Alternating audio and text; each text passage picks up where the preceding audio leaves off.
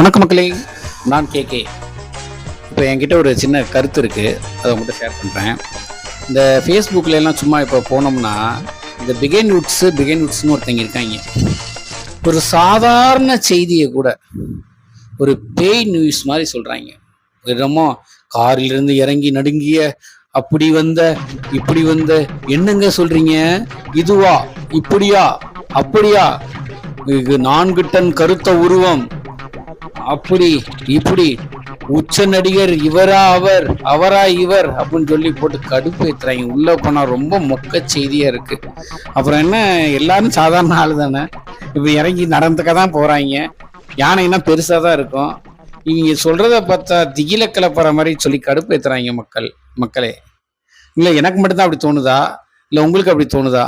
உங்களுக்கு அப்படி தோணுச்சுன்னா கமெண்ட்ல சொல்லுங்க. தேங்க்யூ, பாய்.